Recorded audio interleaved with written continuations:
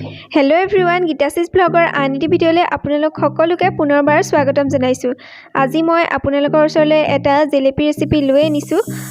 যেহেতু এতিয়া পূজাৰ বতৰ আৰু অতি কম সময়ৰ ভিতৰতে এই জেলেপিটো বনাব খাব পাৰিব। ঠিক আছে তেন্তে দেৰিকৈ ভিডিওটো আৰম্ভ কৰো বলক।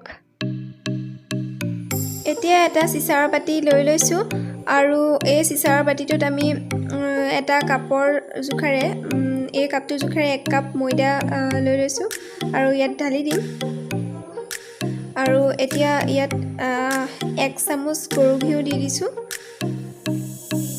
আৰু এই মিশ্ৰণখিনি আমি ভালদৰে সানি ল'ব লাগিব। এনেদৰে সানি লোৱাৰ পাছত ইয়াত পানী ব্যৱহাৰ কৰিব লাগিব। এতিয়া এয়া গিলাসত মই পানী লৈ লৈছো। এনেদৰে অলপ অলপকৈ পানী দি পেলাই যেনেদৰে আটা মিছো তেনেদৰে এইখিনি ভালদৰে মিক্স কৰি ল'ব লাগিব। এয়া মই আকৌ অকণমান পানী দিছো। এনেদৰে লাহে লাহে পানী অলপ অলপকৈ দিব লাগিব, বেছিকৈ দি নিদিব। বেছিকৈ দি দিলে ইয়াত এইখিনি পনীয়া হৈ যাব পাৰে, সেইটো কাৰণে পানী বেছিকৈ নিদিব আৰু বেছি কমকৈও দিব নালাগে, মানে টান টান হৈ থাকিব নালাগে আৰু এটা জোখমতে পানী দিব লাগিব।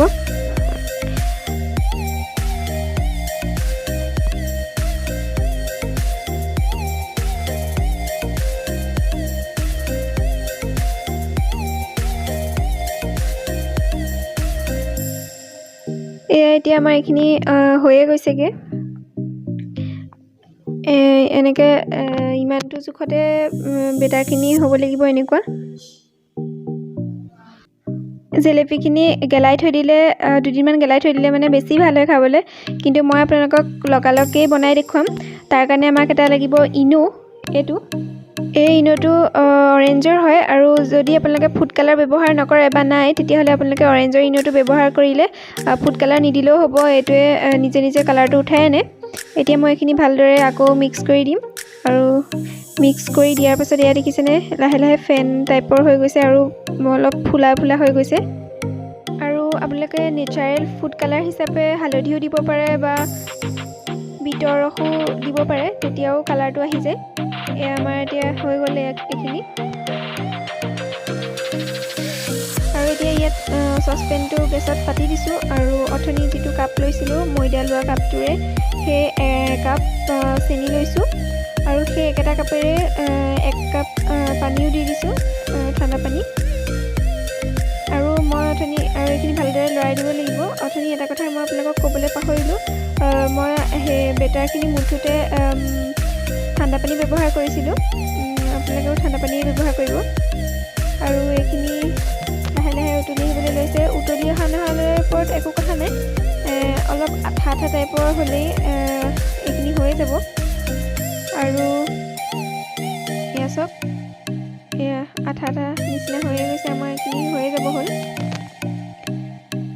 এতিয়া ইয়াত 2 চামুচ নেমু ৰস দি দিছোঁ। নেমু ৰস দিবও পাৰে নিদিবও পাৰে, আপোনালোকৰ কথা।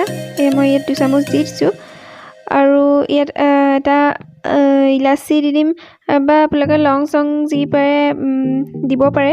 মোৰ একো নাছিল বাবে মই ইলাচি এটাকে দি দিছোঁ, অকণমান খুন্দি পেলাই দি দিলোঁ।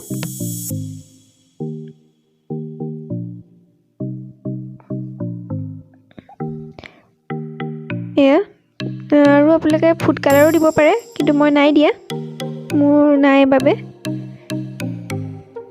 এতিয়া আমাৰ চুগাৰ চিৰাপটো হৈ গ'ল। এইখিনি এতিয়া বেটাৰখিনি অলপ সানি লৈছোঁ আকৌ এবাৰ, আৰু সানি হৈ যোৱাৰ পিছত এতিয়া ইয়াত এটা মানে জেলেপিখিনি দিবৰ কাৰণে মই এটা বেগ, এইটো পাইপিং বেগো নহয় বাৰু, মোৰ এনেকুৱা আছিলে পলিথিন টাইপৰ, সেইটোকে ব্যৱহাৰ কৰিছোঁ। অলপ জোংটো কেঁচিয়ে কাটি দিছোঁ। এনেদৰে গিলাচ এটাত লৈ লৈছোঁ আৰু এইখিনি চামুচেৰে ভৰাই পেলাই দি দিছোঁ। এতিয়া কেৰাহীখনত মই ৰিফাইন তেল দি ল'লোঁ আৰু এইটো প্ৰথম জেলেপিৰ কাৰণে ইমান ভাল হোৱা নাই, নাহাঁহিব। আৰু লাষ্টৰকেইটা বাৰু বৰ ধুনীয়াই হ'লগৈ, প্ৰথমটোহে এনেকুৱা হ'ল। আচলতে মোৰ কেমেৰাটো হাতেৰে ধৰি আৰু এইখিনি কাম কৰি থাকিবলৈ দিগদাৰ হৈছে, সেইবাবে ইমান এটা ভালকৈ কৰিবও পৰা নাই।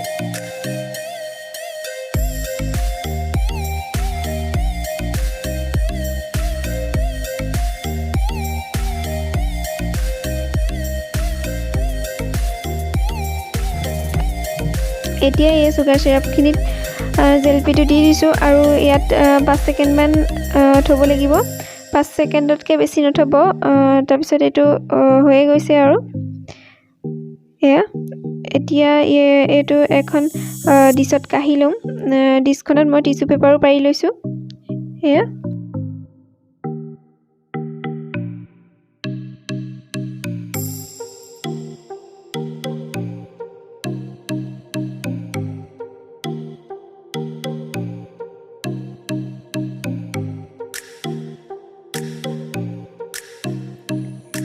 এতিয়া আমাৰ জেলপি ৰেডি হৈ গ'ল।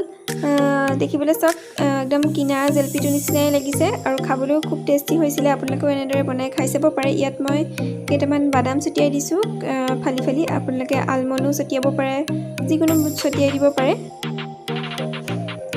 এতিয়া মই আপোনালোকক এটা জেলপি এনেদৰে ভাঙি দেখুৱাই দিছোঁ। এয়া খুব চুগাৰ চিৰাপটো একদম ভিতৰলৈকে সোমাই গৈছে।